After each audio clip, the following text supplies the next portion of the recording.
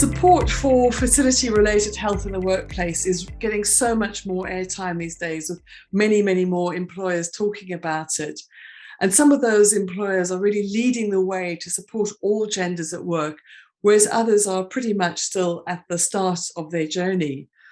And I'm really delighted to have with me today Mariyam Hassan, Head of HR Inclusion and Wellbeing at the law firm Shearman Sterling, to share with us her insights on this topic.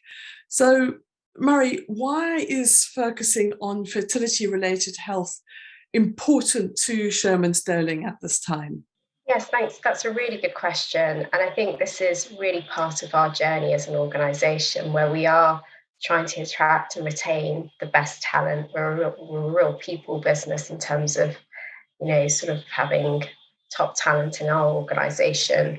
So it's really important for us to recognise that during the lifestyle, so this is a real employee lifestyle challenge that will come up for many, with an increasingly a workforce that's in the workplace for longer, but also recognizing that it encompasses women's health, but also quite equally, it will encompass more broadly male health and non-binary as well.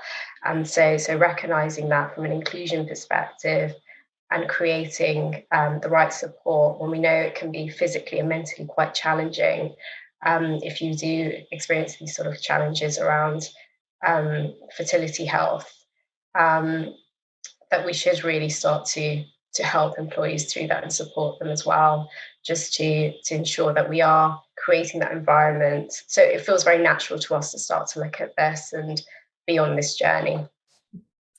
And it's really interesting to see that an HR person that's got both wellbeing and inclusion in your job title. It's very rare that I see those two brought together in a job title. And so I want to just look at that interplay between the two, and particularly because when we talk about fertility related health, it's very easy to focus predominantly on women. But I'm wondering if there's some points or things, insights that you could give us that we should bear in mind in terms of the impact of fertility-related health on other groups as well.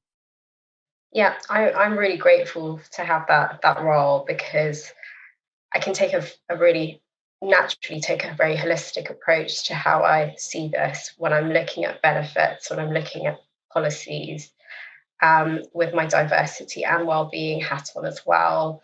And one thing as a big tip is to engage with your inclusion networks from a diversity perspective can be incredibly helpful, because it opened my mind in terms of giving me insights into how this is much broader. And for example, same-sex couples will be thinking about different options just as their go-to as well in terms of growing their family. And then we sort of look at non-binary and sort of transgender people and how we can support them as well on that fertility journey, if that's something they're looking at. So it certainly doesn't just play into women's health when we're looking at this. And we also know that male-related factors can contribute to about 35% of cases as well. So when you're sort of thinking of even sort of couples or single parent choices as well, which is also sort of a choice that is increasingly seen, that this will be much broader than just focusing on women.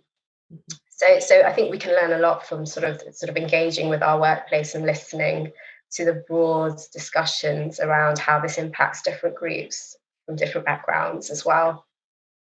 And that, yeah, absolutely true. I'm hearing that time again. It's so important. Listening is the place to start with this particular topic. So really interesting to hear the journey that you're starting on, but you've clearly carefully thought through why you're doing it at Shearman Sterling. So a big thank you, Mary, for taking the time to share this with us today. Thank you.